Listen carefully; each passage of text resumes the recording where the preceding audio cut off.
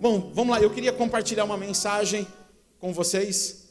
Abra aí a sua Bíblia no livro de Lucas, no capítulo 15. Eu não sei para vocês como é que está aí, eu não sei se é o meu retorno que está alto ou se é o PA. Tá bom aí, Bion? Tá bom? Então tá bom. Abra aí a sua Bíblia no livro de Lucas 15. Nós vamos compartilhar um pouquinho sobre essa mensagem. Aí, acho que melhorou, para mim aqui melhorou, obrigado, meu irmão. E tem como subtítulo, em algumas Bíblias estão assim, outras não. Ela vai começar falando sobre a parábola da ovelha perdida. E começa assim: aproximando-se de Jesus todos os publicanos e pecadores para o ouvir, os fariseus e os escribas murmuravam dizendo: esse recebe pecadores e come com eles. Então Jesus lhes contou essa parábola, dizendo assim: qual de vocês é o homem que, possuindo 100 ovelhas e perdendo uma delas, não deixa no deserto as 99 e vai em busca da que se perdeu até encontrá-la? E quando a encontra, põe-na sobre os ombros e, cheio de alegria, e indo para casa, reúne os amigos e vizinhos, dizendo-lhes: alegrem-se comigo, porque já achei a minha ovelha perdida. Digo a vocês que assim haverá mais alegria no céu. Repita comigo: alegria no céu. Amém. Por um pecador que se arrepende do que por 99 justos que não necessitam de arrependimento. O outro subtítulo é a parábola da dracma perdida. Ou qual é a mulher que, tendo 10 dracmas, se perder uma delas, não acende a lamparina, varre a casa e a procura com muito empenho até encontrá-la, e quando encontra, reúne as amigas e vizinhas, dizendo: alegrem-se comigo, porque achei a dracma que havia perdido. Eu afirmo a vocês que a mesma alegria existe diante dos anjos de Deus por um pecador que se arrepende. A última parábola, a parábola do filho perdido, e Jesus continuou: certo homem tinha 2 filhos. O mais moço deles disse ao pai... É engraçado, querido, vamos parar por aqui a leitura, eu vou terminar. Mas eu não sei se você percebeu uma ação decrescente. Jesus começa contando uma parábola de 100 ovelhas, passa para 10 dracmas e termina em 2 filhos. Vamos continuar o texto aqui. Pai, eu quero que o Senhor me dê a parte dos bens que me cabe. E o pai repartiu os bens entre eles. Passado não muitos dias, o filho mais moço, ajuntando tudo que era seu, partiu para uma terra distante e lá desperdiçou todos os seus bens, vivendo de forma desenfreada. Em algumas Bíblias, desregrada. Depois de ter consumido tudo, sobreveio aquele país, quer dizer, ele foi a um outro país, uma grande fome, e ele começou a passar necessidade. Perceba, aquele filho saiu da jurisdição do seu pai, e no lugar de onde ele morava, e foi para um outro governo, um outro estilo de lei. Então foi pedir trabalho a um dos cidadãos daquela terra, e este o mandou para os seus campos, a fim de cuidar dos porcos. Ali ele desejava alimentar-se das alfarrobas que os porcos comiam, mas ninguém lhe dava nada. Então, caindo em si, disse: quantos trabalhadores do meu pai têm pão com fartura, e eu aqui estou morrendo de fome. Vou me arrumar, voltar para o meu pai. Olha só, ele pensou em se arrumar, né? Voltar para o meu pai e lhe dizer: pai, eu pequei contra Deus e também diante do Senhor. Já não sou digno de ser chamado seu filho, trate-me como um dos seus servos ou trabalhadores. E arrumando-se, foi para o seu pai. Vinha ele de longe, quando seu pai o avistou e, compadecido dele, correndo, o abraçou e o beijou. E o filho lhe disse: pai, ele repete o ensaio que ele havia tido, né, na terra distante: pequei contra Deus e diante do Senhor, já não sou digno de ser chamado seu filho.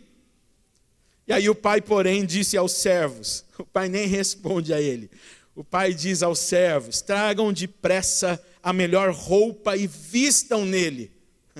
Ele pensou que estava arrumado, né? Ponham um anel no dedo dele e sandália nos seus pés. Tragam e matem um bezerro gordo ou um novilho cevado. Vamos comer e festejar. Porque esse meu filho estava morto e reviveu. Ele estava perdido e foi achado. E começaram a festejar. Aleluia. Ora, o filho mais velho estava no campo. Diga, o filho mais velho estava no campo. Só até aqui. Quando voltava, ao aproximar-se da casa, ouviu a música e as danças. Chamou um dos empregados e perguntou o que era aquilo. E ele, um dos empregados, informou: seu irmão voltou, e por tê-lo recuperado com saúde, ou com vida, o seu pai mandou matar um novilho cevado. O filho mais velho se indignou e não queria entrar. Saindo, porém, o pai procurava convencê-lo. Mas ele respondeu ao seu pai: faz tantos anos que te sirvo e nunca transgredi um mandamento seu. Mas, pai, o Senhor nunca me deu um cabrito sequer para fazer uma festa com os meus amigos. Essas parábolas são cheias de festa, né? Mas quando veio o seu filho, que sumiu com os seus bens, gastando tudo com prostitutas, o Senhor mandou matar um bezerro para ele? Então o pai respondeu: meu filho, você está sempre comigo. Tudo o que eu tenho é teu. Mas era preciso festejar e alegrar-se, porque esse seu irmão estava morto e reviveu. Estava perdido e foi achado. Aleluia. Eu queria compartilhar algo que é um princípio entre a teologia. A teologia, ela diz que quando Deus quer falar algo na Bíblia, Ele faz isso pelo menos 3 vezes. Ele usa uma passagem no Velho Testamento, sejam 2 no Velho, 1 no Novo, ou o contrário, as 3 no Novo, as 3 estão no Velho. Isso então se torna algo que Deus deseja de fato falar conosco.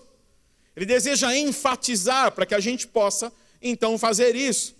Existem várias passagens dessa maneira, e a teologia, ela diz a nós de que quando Deus quer falar algo, Ele expressa isso 3 vezes na sua palavra. E o que me chama a atenção aqui é que nessa parábola, em somente um capítulo da Bíblia, Jesus enfatiza a mesma coisa 3 vezes. Será que Ele deseja isso de fato?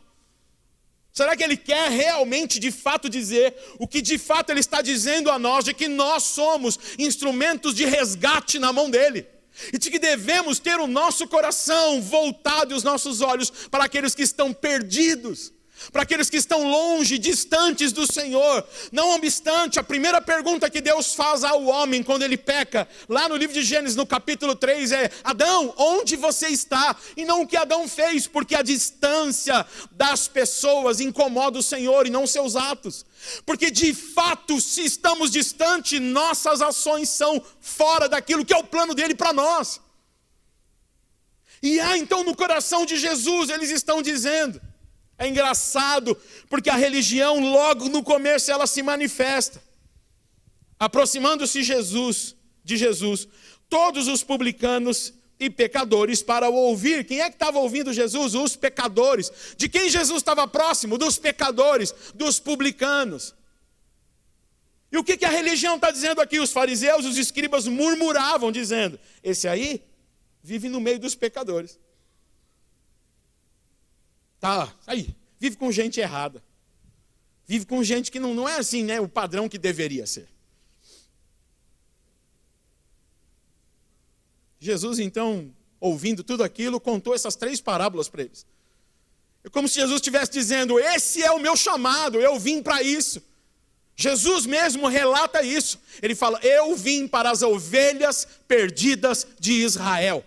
Em outra passagem ele diz assim: aquele que vem a mim, de maneira nenhuma eu lançarei fora. E aqueles aqui, o que meu pai me deu, eu não perdi nenhum deles. A responsabilidade do resgate de Jesus, ou como diz o apóstolo Paulo no livro de Coríntios, dizendo que nós temos o ministério da reconciliação. Meu amado, você e eu somos uma ponte de Deus aqui. Uma vez eu estava compartilhando isso, eu gosto bastante de que a questão da ponte, ela é só uma passagem para o Senhor. Você e eu somos uma ponte para Deus. Nós somos uma passagem, as pessoas não devem parar em nós. Quem para na ponte é mendigo. Quem ultrapassa até o outro lado está indo ao seu propósito, que é Cristo Jesus. Nós somos ponte, não fonte. E aí Jesus está dizendo isso: nós viemos para resgatar as pessoas. Esse é o nosso chamado, e a religião não deixa que isso aconteça. A religião afasta os estereótipos que não combinam conosco. A religião muitas vezes afasta aqueles que não fazem, nos desagradam. E a questão não é se desagrada a mim, se desagrada a você, se desagrada ao padrão do céu. E aí nós devemos amar e ensinar. Como? Traz para perto de Deus e Ele ensina. Nós somos uma ponte só. O Espírito Santo é quem vai ensinar todas as coisas. Não tendes em vós a necessidade de que ninguém te ensine. O livro de 1 João, mas a unção do Espírito vos ensinará todas as coisas. Aleluia. E parece que quando a gente está falando dos fariseus, dos publicanos, a gente tenta enxergar um tipo de gente. E eu queria que você enxergasse você. Eu queria que você enxergasse o que há em mim e em você que atrapalha que nós tenhamos de fato um coração resgatador, que olha para o outro como Jesus olhava. Aonde há um farisaísmo em nós que precisa ser quebrado, onde existe uma religiosidade fria que não faz parte da unção, da vida de Deus, que de fato é, a vida dele manifesta de uma maneira sobrenatural. Nós precisamos quebrar isso. Senhor, me dá os teus olhos. Senhor, me dá a tua visão. Senhor, me dá o teu coração.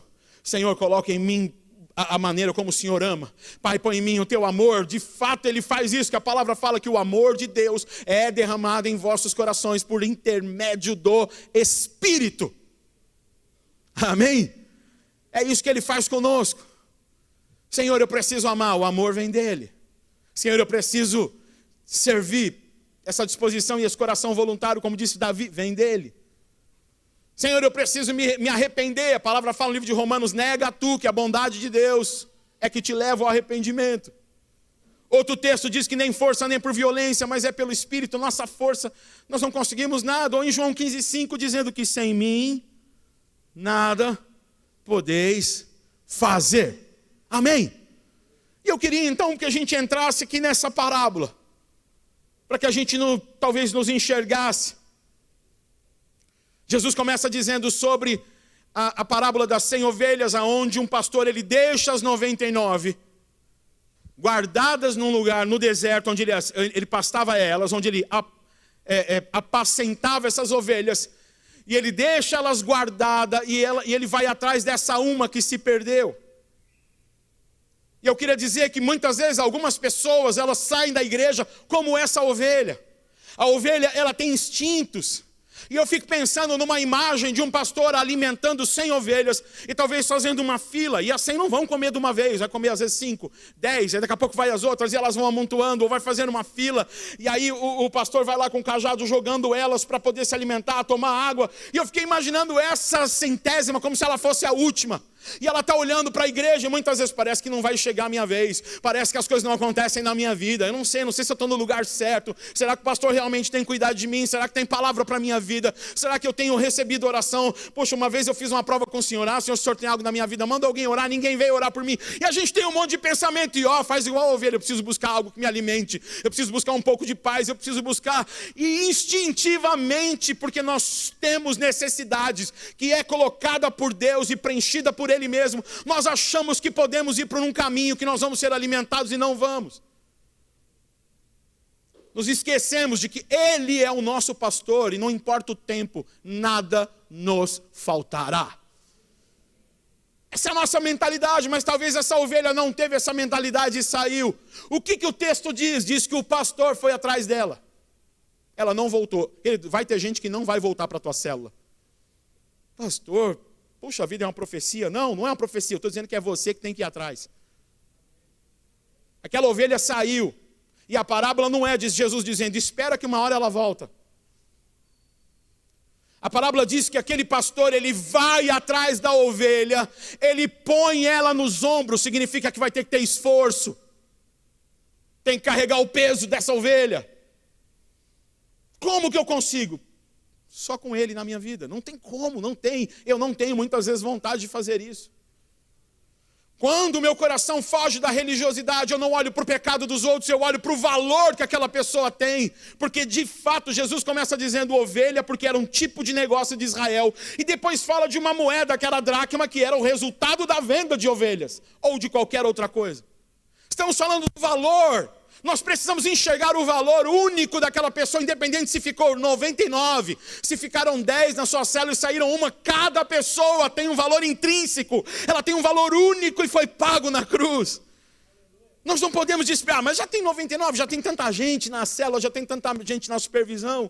Saiu, sabe aquele ditado, eu já disse, saiu porque quis. Se chateou porque ouviu a verdade. Esse não é o nosso papel. Nosso papel é amar, é cuidar e resgatar. Interceder. Ir atrás, pagar um preço. Colocar no ombro fala de sacerdócio, porque o governo, falando lá em Isaías no capítulo 9, o governo estava sobre os seus ombros, falando de Jesus. Onde que se carregava a arca da presença, o sacerdote? Nos ombros. Onde que se deve carregar a ovelha? Nos ombros. Sacerdócio, intercessão, coração diante do Senhor, pedido de perdão, de pecado. Nós precisamos ir atrás. Talvez aquela ovelha saiu, ela errou. Não importa, esse não é o nosso papel. Esse aí, só come com pecador. Essa é a religião que faz. Mas o Espírito Santo faz o quê? Faz com que a gente ame. Faz com que nós olhemos com o olhar do Senhor. Faz com que a gente chame de amigo aquele que acabou de te beijar para trair. Amigo, por que você vem a mim com um beijo? Porque não importa se Judas muda, Jesus não muda. Judas continua sendo um amigo amado de Jesus. A traição de Judas não muda o olhar e o sentimento dele. E assim deve ser conosco. Filipenses capítulo 2, tende em vós o mesmo sentimento que houve em Cristo Jesus, que sendo Deus, não usurpou ser igual a Deus, mas esvaziou-se, assumiu forma de servo e foi obediente até a morte, e morte de cruz. Não tem a ver comigo. Eu digo perdoa porque não sabe o que fazem. Isso é cruz. E aí nós vamos atrás, começamos a amar. Nós oramos, intercedemos e colocamos no ombro e fala, você precisa voltar. Essa célula não é a mesma sem você. Nós fizemos uma vez um projeto na igreja, quando começou a pandemia. E eu disse para as pessoas assim, ó, façam um bolo. Eu vi esse projeto na internet, achei maravilhoso. Alguns aqui possam lembrar. Nós fazíamos alguns bolos ou torta e eu falava, eu quero que vocês cortem um pedaço bem certinho, tira e vai entregar para a pessoa, a quem estiver longe da célula. Pastor, mas é para tirar um pedaço? Eu falei, traz para mim, né? Não é isso, não. E as pessoas colocavam um papel onde estava aquele pedaço faltando assim, ó. O pedaço que falta é você. Estamos esperando você de volta na célula. Cara, foram na casa de algumas pessoas e foi maravilhoso isso. A pessoa olha um bolo faltando um pedaço, é estranho, né? Ela falou, você não achou estranho esse bolo faltando um pedaço? A pessoa falou, assim como é estranho a nossa célula sem a sua presença. Queremos orar por você, entrávamos na casa das pessoas, orávamos por elas, pedíamos, mandávamos mensagem, cartinha, fazíamos um louvor, uma adoração, e na próxima célula a pessoa está de volta, aleluia! Tem que colocar no ombro e trazer de volta, meu amado. Não importa o esforço, seja o esforço de fazer um bolo, que no caso eu não consigo, eu sou ruim de cozinha. Mas dá para comprar. A Clau faz. A Clau faz, eu levo. Eu não sei como você vai fazer, mas pense, esse pastor teve que ir atrás dessa ovelha. Vão ter pessoas que nós vamos ter que ir atrás, amém? Diga comigo, terão pessoas que eu terei que ir atrás. Amém? Nós vamos fazer isso? Você já está pensando em alguém na sua célula que não está aí? Continue com a sua mão levantada, eu quero orar por você. Pai, revela os nomes. Traz a memória, a lembrança das pessoas que fazem tempo que não vão à célula. E que porventura elas estão perdidas sem estarem no aprisco do Senhor. Sem estarem envolvidas com o teu amor e no corpo de Cristo. Seja assim, em nome de Jesus. Deus vai te dar o nome das pessoas, Deus vai te dar as estratégias, e você vai ser um instrumento poderoso de resgate nas mãos dele, em nome de Jesus. Amém. Agora, a segunda passagem fala de uma mulher que perdeu uma dracma. Ela tinha quantas dracmas? 10. E ela perde uma. A coisa já começou a apertar. Eram 100, agora ficaram 10. E ela perdeu uma. E aí acontece que aquela dracma, ela não tinha perna igual a ovelha. A dracma não saiu andando. A dracma não foi no shopping e falou, deixa eu me gastar. Ela não foi na feira em Jerusalém e falou, deixa eu comprar um cereal. Não. O que eu quero dizer, querido? Que muitas vezes, e por que eu creio que Jesus usou a mulher no texto? Porque mulher no texto simboliza igreja. Muitas vezes a Bíblia ela faz um simbolismo da igreja, sempre se referindo a uma mulher. Assim como é Sara, assim como é Ana, assim como é Rebeca, as mulheres representam a igreja. Eu quero dizer exatamente o que estou dizendo, aquela pessoa foi perdida porque a igreja perdeu. Falta de cuidado, e aí eu estou me referindo mais a mim do que a vocês. Falta de cuidado com o valor, o lugar onde deveria ser guardado. O lugar onde deveria ser depositado. O cuidado que deveria ter sido tomado. E muitas vezes, porque nós não tomamos o cuidado com aquilo que é de Deus? Porque estamos com maior cuidado com as nossas coisas. Temos por mais importante outras coisas do que as coisas dele. E aquela dracma se perdeu dentro de casa. A mulher perdeu a dracma dentro de casa. Ela não perdeu fora. Não foi o diabo que arrebatou aquela pessoa. Não foi uma mentira que entrou. Foi muitas vezes a falta do cuidado que a igreja deveria ter tido. Querido, eu não quero fazer nenhuma acusação aqui de forma alguma. Porque nós erramos. Eu estou falando que eu estou dizendo da minha vida. Nós erramos. Deixamos de valorizar. Nós deixamos de dar o devido valor. De enxergar a porção de Deus que cada um carrega, de enxergar o sangue de Jesus que foi derramado em cada um, porque Deus amou o mundo de tal maneira, que entregou o seu Filho unigênito. Não foi uma parte do mundo, não foi os 144 mil, não foi as tribos de Israel, foi o mundo de tal maneira, que aquele sangue que verteu da cruz, cobre qualquer pessoa do universo. E eu preciso enxergar isso naquela pessoa.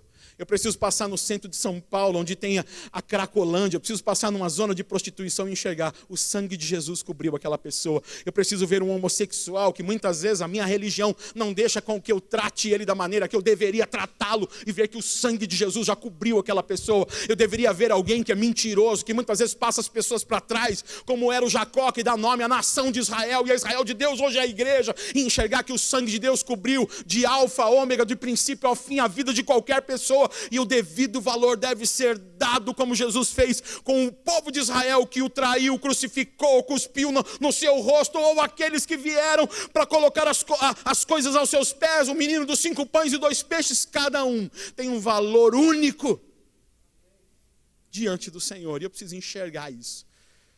Eu, como igreja, preciso enxergar. Aquela mulher, ela começa fazendo uma coisa. Ela acende a luz. Por quê? Porque a luz aqui representa o Espírito Santo. Se não for o Espírito Santo conduzindo a nossa vida para sermos instrumentos de resgate, nós continuaremos olhando somente para nós. Se nós não deixarmos que a luz do Espírito Santo entre, nós procuraremos uma dracma em meio às trevas. Nós procuraremos elas em meio às escuridões dos nossos sonhos, das nossas escolhas, nas trevas do nosso egoísmo. Quando nós acendemos a lamparina, a luz do Espírito Santo vem. Automaticamente, quando a luz acesa, ela toma uma outra ação. Varrer, limpar. Fala de arrependimento. Eu preciso me arrepender. Eu preciso, depois da luz do Espírito Santo, como a palavra fala em Tiago, afligi-vos, lamentai-vos, chorai-vos, e então Ele vos exaltará. Eu preciso olhar quando o Espírito Santo vem. Fala, está fora. Eu errei, eu não valorizei. Eu não fiz da maneira como deveria ter feito. Eu não agi como eu deveria ter agido. Eu preciso enxergar como igreja, que eu, como igreja, sou a luz do mundo. Mas essa luz não é minha, não é pessoal. Ela é totalmente dependente do Espírito Santo. Eu preciso enxergar como igreja onde eu errei para perder a dracma. E é aqui que ele fala que ela então varreu. Eu fico pensando ela buscando cada cantinho, olhando debaixo do tapete, tendo que se esforçar. E ela acha aquela dracma. Puxa, achei. Poderia ter ficado contente com as 9 que sobraram, mas não. Cada uma tem o seu valor único. Eu não posso adquirir com 9 o que eu posso adquirir com 10. Eu tenho as 10, eu preciso valorizar as 10. Se eu tiver 20, as 20. Se eu tiver uma. Parábola dos talentos. E aí, querido, é necessário, nós como igreja, precisamos pedir perdão para algumas pessoas que nós perdemos. Sem problema. Abrir o coração e falar, eu errei com você, querido, eu errei com você, minha querida. Ou às vezes com uma família, eu falei, eu errei com você. Talvez não valorizei como eu deveria, mas eu não estou dizendo para você voltar para a minha célula somente. Você precisa voltar para o Senhor. Você precisa voltar para Cristo. Você precisa voltar onde eu tenho me alimentado. Sabe por que eu só estou aqui para te pedir perdão? É porque Ele me alimenta daquilo que eu preciso. Ele me mostra as coisas que eu preciso me arrepender e eu só estou aqui por isso. E eu e você precisamos da mesma coisa. Não é um sentimento que você fala, puxa, mas eu ainda continuo na igreja. É pior até. Quando nós continuamos diante do Senhor e essa luz não ilumina para a gente se arrepender. E nós temos esse instrumento de resgate. Essa deve ser a nossa vida, querido. O estilo de vida da igreja é Espírito Santo, arrependimento e ação. Espírito Santo, arrependimento e ação. Nós precisamos agir dessa forma para sermos instrumento de resgate. As duas parábolas, elas falam da mesma coisa. De que quando foi achada a ovelha, houve uma alegria enorme, onde? Nos céus.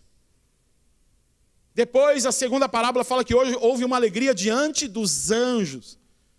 Nós não estamos fazendo isso porque vai alegrar o nosso coração. Nós estamos fazendo isso, querido, porque em Neemias, capítulo 8, verso 10, parte C do versículo, tem um texto que conhecemos bastante. É porque a alegria do Senhor é o que me move. A alegria do Senhor é a minha força. Se alegra o coração dele, eu estou pronto.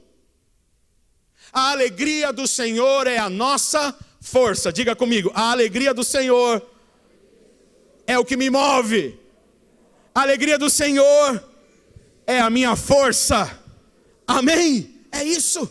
As duas parábolas estão falando disso. Jesus está falando, nós não estamos preocupados se é pecador, se não é pecador, nós estamos preocupados, como disse o André aqui no louvor, se eu nasci para Deus e para cumprir a vontade dEle e alegrar o coração dEle, porque eu nasci para o louvor da sua glória. É isso, nós nascemos para o louvor da glória de Deus. Aleluia.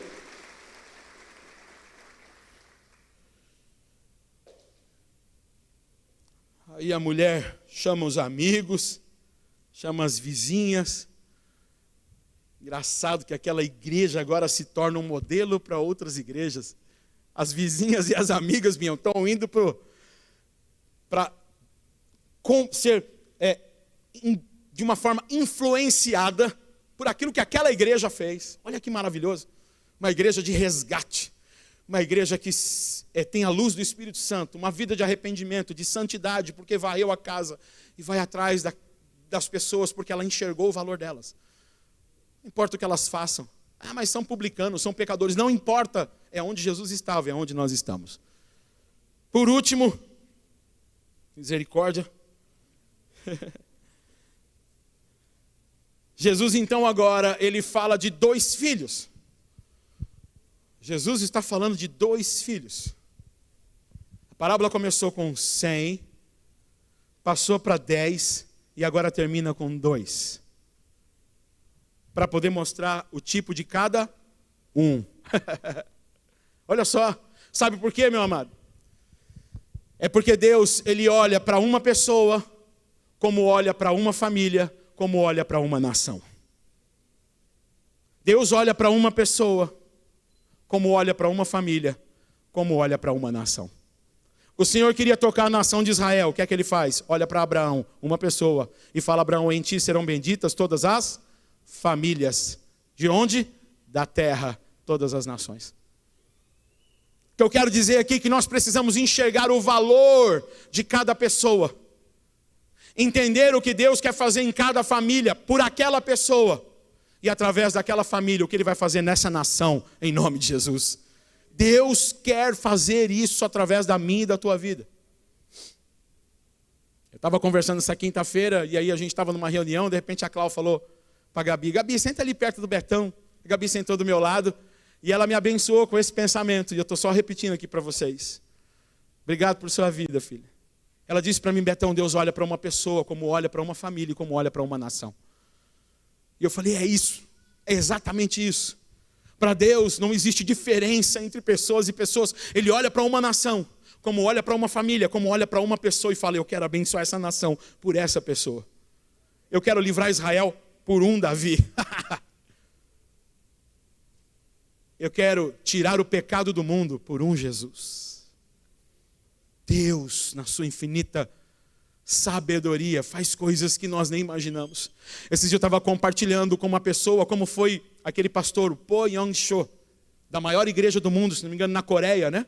Eu não lembro o nome da igreja dele. Mas ele, com 7 anos de idade, estudava numa escola, não sei se alguns irmãos conhecem a história. E ele pega uma doença muito séria, muito severa, mortal. E ele está internado já há dias sem ir para a escola. 7 anos de idade. E de repente ele estava ali, os pais cuidando dele, ele disse que tinha uma religião cristã, se não me engano era cristã católico, não sei se de alguma vertente diferente, e de repente ele recebe uma visita. É uma amiguinha de sala dele que faz uma visita para ele. E ele fica muito feliz porque ele não recebeu visita de ninguém da escola naquela idade. Provavelmente não era muito comum a entrada em hospital, mas ela fez questão e pediu para o pai e para a mãe para visitá-lo com 7 anos de idade. E ela começa, então, tudo bem, pô? Tudo bem, que bom que você está aqui. Eu não lembro agora o nome da menina no livro que eu li. E ela começa a falar para ele: olha, todos nós na escola estamos com saudade de você. Nós ficamos sabendo, a professora disse que você estava doente, nós estamos com saudade. E gostaríamos que você estivesse bom logo para voltar para a sala de aula. E ele ali, muito enfermo, já há dias, internado num leito de hospital. E ela começa a falar: olha, mas eu não vim só para visita, eu vim aqui para falar de Jesus para você. E ela começa com 7 anos a falar do amor de Jesus para aquele menino de 7 anos também. E ele começa a ouvir, e ela fala assim para ele: você quer aceitar Jesus como seu único Senhor e Salvador? Ele pode mudar a sua vida, Ele pode mudar o seu futuro, Ele pode te curar agora. E ele disse que ele sentiu uma alegria, ele não sabe explicar porque era muito novo, e sentiu uma alegria. E ela falou: se você aceita, você tem que repetir uma oração comigo. E ela faz uma oração de apelo. Ele repete aquela oração, e quando ela sai, ele chora e diz: se o Senhor realmente me curar, eu vou servir Ele para sempre. Ele é o pastor da maior igreja do mundo hoje. Deus olha para uma nação como olha para uma família, como olha para uma pessoa. Aleluia! Quem sabe você está olhando ou fez uma oração no começo, levantando a tua mão, e Deus lembrou para você o nome de alguém que vai tocar essa nação, vai tocar talvez uma nação vizinha, vai tocar uma cidade inteira, vai tocar talvez uma família perdida com um passado terrível. Deus vai usar a nossa vida como igreja, porque as portas do inferno não prevalecerão contra a igreja, no nome santo de Jesus. Aleluia! É assim que vai acontecer. Somos instrumentos de resgate. Oh Senhor, nós cremos nisso. Aquele menino vai embora, e ele foi para uma terra distante com tudo aquilo que Deus havia dado a ele, porque o pai na parábola é Deus, não é alguém estranho. Ele pede para Deus: Deus, me dá tudo que é meu. E Deus dá. A parábola fala de Deus. Eu entendo assim, eu creio que você também. Ele sai com algo poderoso, propósito, dons, talentos, recurso, tudo. E ele vai para uma terra distante, para um outro país, de fora da governança, da jurisdição, do padrão daquele Pai Deus. E ele então gasta aquilo de uma maneira dissoluta. Ele foi porque ele quis. Ele era alguém que entendia as coisas de Deus. Aquele moço que foi embora já tinha sido líder de célula. É possível que ele já tenha sido supervisor. Que ele entendia, ele sabia, ele estava na casa do pai. Ele entendia bem das coisas de Deus. Ele sabia até que podia dar as coisas do pai. Ele sabia, ele conhecia provavelmente a palavra dizendo: dá e dar-se-vos-á. Ou ele sabia: pede-me, pede-me, eu te darei até as nações. Aquele filho sabia. A palavra de Jeremias 33, clama a mim, eu te responderei. Eu te darei, eu anunciarei a você coisas firmes que você ainda nem sonhou. E aí o pai dá a ele. E muitas vezes a gente fica assim. A gente olha e fala: puxa, mas o cara conhecia, como é que ele desviou desse jeito? Aquele que está em pé, cuide para que não caia. Nosso papel não é olhar como ele desviou, é olhar como ele vai voltar. Esse é o olhar de Jesus. Quem pecou, esse ou aquele cego de nascença? Eu não sei, isso aconteceu para que se manifestasse a glória de Deus, aleluia. Jesus está olhando para a glória de Deus, e os fariseus estão: quem pecou, quem não pecou, foi o pai ou foi ele? E Jesus fala: vocês estão olhando para o erro, eu estou olhando para o acerto. Vocês estão olhando para o que é ruim, eu estou olhando para o que é bom. Vocês estão olhando para a terra, eu estou olhando para o céu. Vocês estão olhando para o que destrói, eu estou olhando para aquilo que refaz. Aleluia! Esse é o olhar da igreja. Esse deve ser o nosso olhar. E aquele menino então volta. Ele vai e sofre o que ele tinha que sofrer. E ninguém foi atrás dele. Aquela era uma ação do Espírito.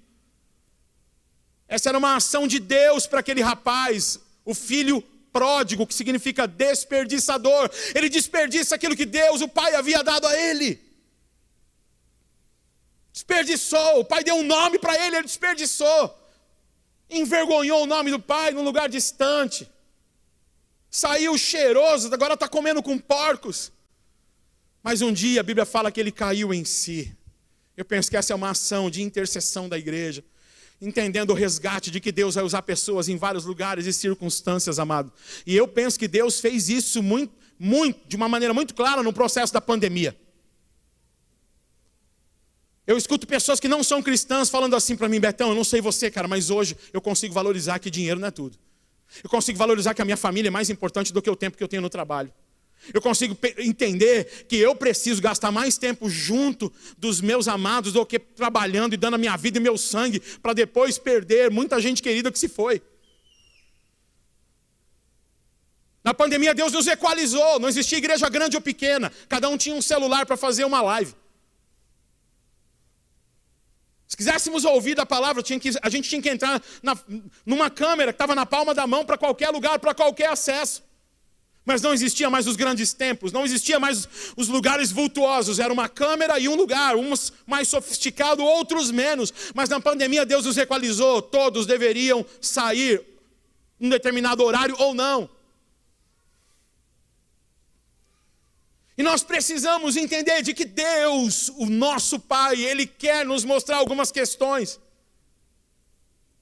E essa semana, por causa dessa mensagem aqui, falando desses textos, eu estava meditando justamente sobre o livro de Neemias, no capítulo 8, e diz que no primeiro dia do 7º mês, então Esdras toma o livro da lei, e a partir das 5 da manhã até o meio-dia, ele lia o livro da lei.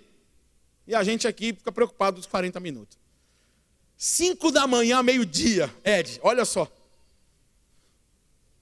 Lendo o livro da lei, e a Bíblia fala, o livro de Neemias, capítulo 8, vai dizendo que eles começam a sair, os escribas, os sacerdotes, e explicando o que cada passagem dizia.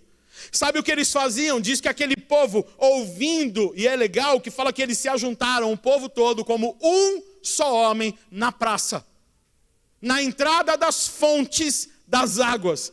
Havia um rio de Deus naquele lugar, como há um rio de Deus para nós. E eles estavam ajuntados no lugar onde a vida de Deus estava fluindo, onde ela fluía pela palavra. E aí Esdras lia, e eles explicavam, e lia, explicava, e diz que o povo caiu em tamanho pranto. Foi-lhe acendida a luz do candeeiro, foi então a vassoura passada, e eles falam, nós estamos totalmente fora do que a Bíblia diz.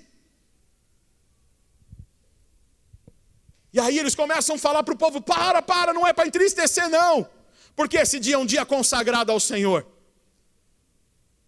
E eu gosto dessa passagem, vai dar tempo da gente ler, não vou contextualizar, pois lê o livro de Neemias 8, e diz que eles falam assim, parem, fortaleçam-se, porque esse dia é consagrado ao Senhor, levante-se, comam e se fortaleçam, e depois de comer e fortalecer, ele fala, enviem porções para aqueles que não têm nada.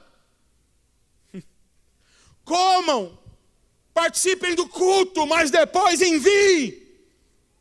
Se encham da palavra, mas depois transmitam a palavra. E de fazer discípulos de todas as nações, batizando-os em nome do Pai, do Filho e do Espírito, e ensinando-vos a guardar todas as coisas que vos tenho dito. Aleluia! Esse é o nosso papel. O ID de Jesus continua. Lá em Neemias ele fala, distribuir porções para aqueles que não têm nada.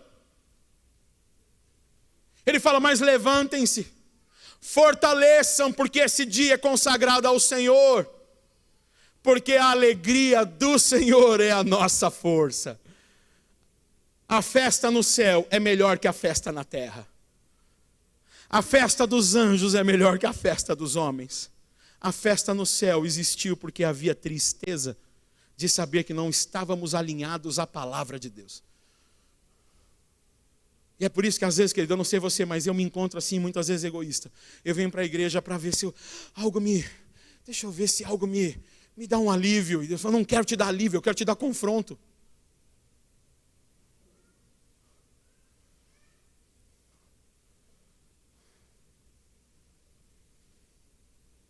Eu não quero te dar o que você quer, eu quero te dar uma cruz para você pegar ela e me seguir.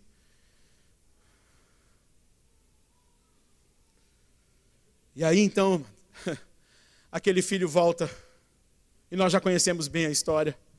Ele está sujo, pensa que ele se arrumou, ele fala, eu vou voltar para o meu pai, e ele está voltando para o pai já está olhando ele já na porta da casa, e quando ele chega, o pai já está, eu penso que o pai está no portão esperando, e fala, pai, eu pequei contra os céus, pequei contra o Senhor também, não sou digno de ser chamado seu filho, me trata como um dos teus servos. E o pai está aqui, ó. Ei, sabe aquela roupa que a gente preparou? Traz a roupa. Ei, lembra aquele novilho que a gente está preparando faz tempo? Sabe por quê? Porque eu já estou esperando ele voltar faz tempo. Eu sabia que uma hora ele ia voltar, então manda fazer a festa, manda matar o novilho e fazer a festa. Ei, sabe aquele anel que eu guardei? Sabe aquele anel? Traz, porque o meu filho que estava morto voltou e ele reviveu. Estava perdido, foi achado. Aleluia. Olha que poderoso, o pai está ali olhando para aquele filho. O coração do pai é um coração de resgate, um coração de reconciliação, um coração de arrependimento, coração de retorno.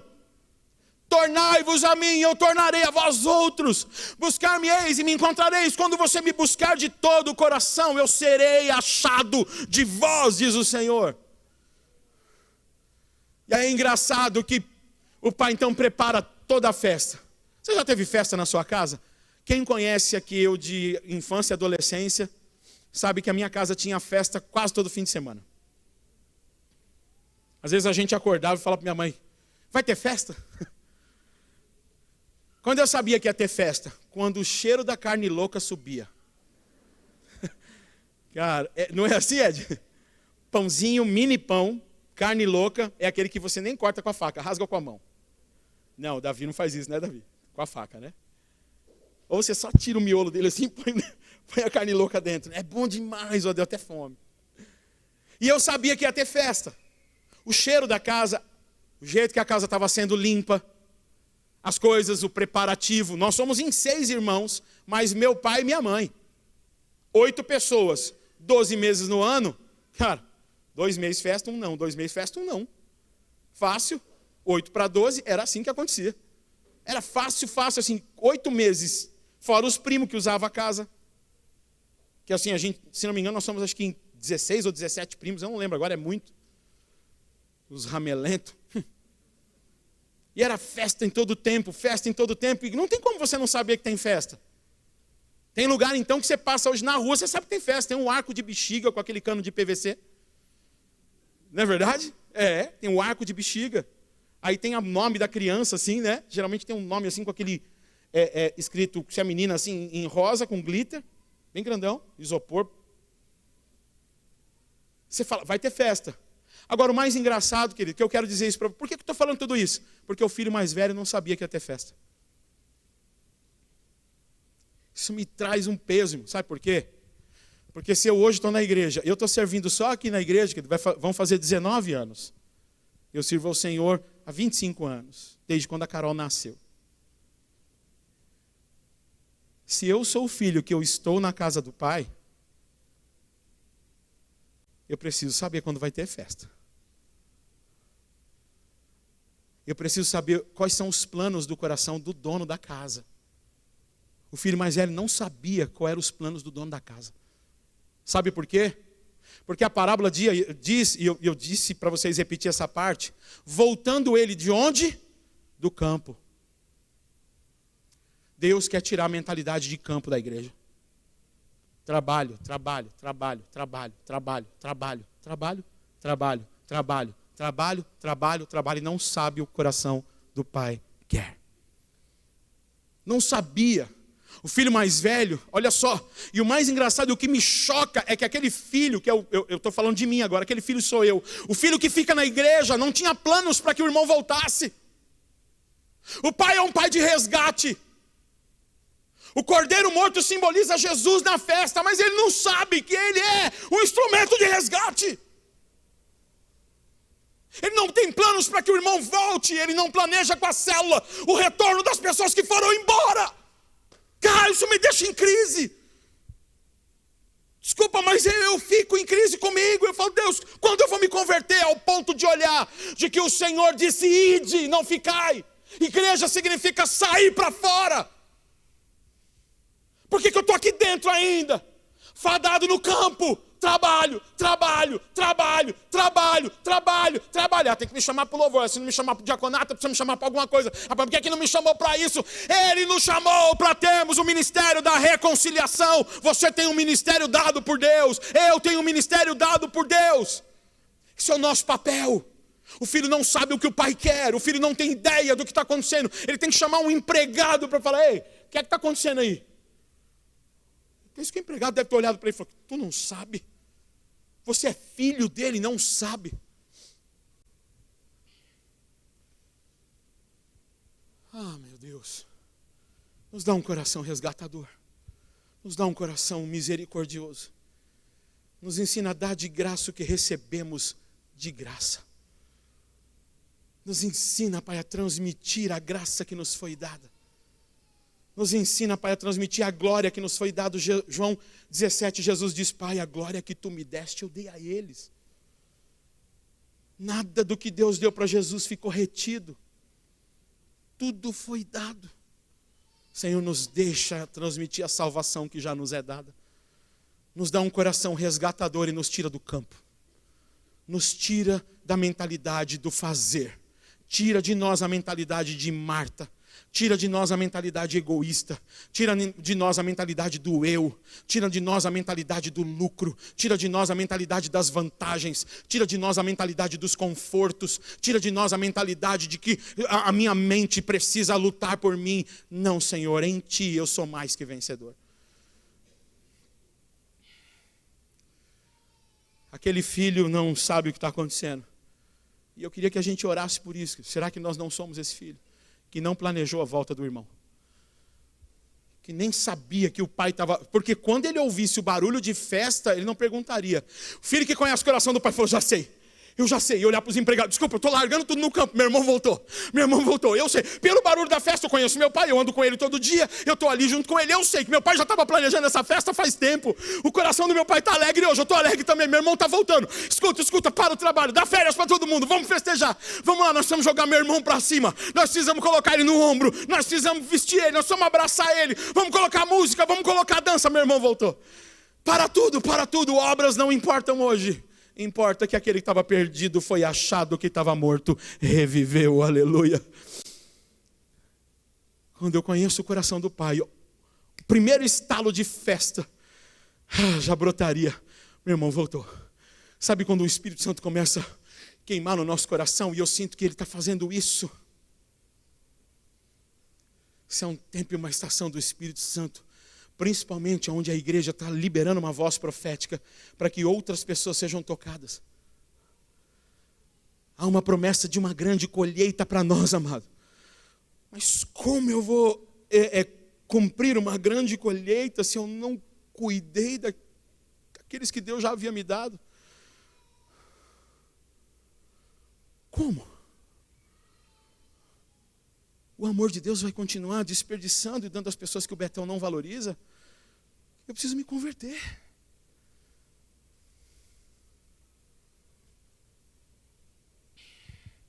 Deus dá semente a quem semeia, não a quem retém.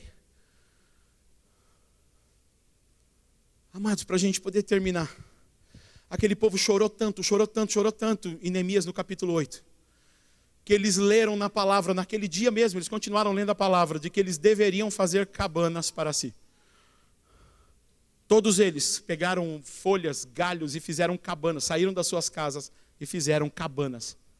A ponto, meu amado, de até hoje o povo de Israel, se eles moram num prédio, eles fazem como se fosse uma barraca na varanda. Alguns no quintal, se moram em casa. Outros em algumas praças, eles ficam para simbolizar os 40 anos da festa, a festa dos tabernáculos, simbolizando os 40 anos que o povo viveu em cabanas ou em tendas no deserto. E em Jerusalém isso acontecia, se não me engano, a 24 de setembro, 1 de outubro, falando do nosso mês, a festa de Sukkot, eles chamam, Sukkot. E Sukkah, por isso da palavra Sukkot, Sukkah significa cabana ou tenda. E eles faziam essas cabanas para eles. E no período que eles faziam essas cabanas, eles iam também a Jerusalém para poder todos os dias fazer uma festa ao Senhor. Lembrando do livramento e da saída do Egito para a terra prometida. Isso é uma simbologia daquele texto onde fala: a alegria do Senhor é a nossa força. Naquele tempo de festa, um sacerdote separado na festa do tabernáculo, é assim que acontece em Jerusalém até hoje, ele fica com uma determinada jarra de bronze ou de ouro, cheia d'água, e aí ele vai até o templo e ele pega aquela jarra e ele derrama no altar, simbolizando chuva, que aponta para o derramar do Espírito de Deus nos nossos dias. Habitando em tendas, dizendo: eu dependo do Senhor. Tudo que eu tenho é dele. O Senhor é a minha proteção e minha provisão. Se nós lembrarmos no livro de João 7, Jesus sobe até Jerusalém, fazendo alusão a esse sacerdote com a jarra d'água. E o que é que ele diz? Aquele que tem sede, vem a mim e beba da água da vida. Jesus está derramando água em nós, porque a festa era da colheita. A colheita precisa de água, e água viva. Nós precisamos de águas vivas. O filho reclama então com o pai. Voltando para a parábola. O Senhor está derramando água no nosso meio, querido. Você crê nisso? Eu já estou terminando já. Eu acho. E aí então aquele filho fala, eu não vou entrar. Não, eu não vou entrar. Eu estou aqui o tempo inteiro, o pai nunca me deu uma festa. E aí o pai vai agora para buscar o outro filho fora da casa. Um estava fora da casa de fato e volta. O outro que estava dentro estava fora. Porque ele vivia no campo. Mentalidade de trabalho. Não, não vou entrar, não vou entrar. E o pai fala, filho, o que está acontecendo? Você está dando festa para esse cara que envergonhou o nome da nossa igreja? Que isso, esse cara era da minha célula. As pessoas começaram a falar mal da igreja por causa dele. Você não tem ideia, agora você está dando festa para ele? Esse cara, você aí zoou o barraco. Está alegre por quê? Porque esse cara voltou. Porque ele estava morto. Ele já estava morto quando estava dentro da casa, mas agora ele reviveu. E aí o pai fala assim para ele, filho, como é que você fala que eu nunca te dei uma festa? Veja bem, tudo o que eu tenho é teu. E pensa que aqui a parábola ela termina. Ela termina.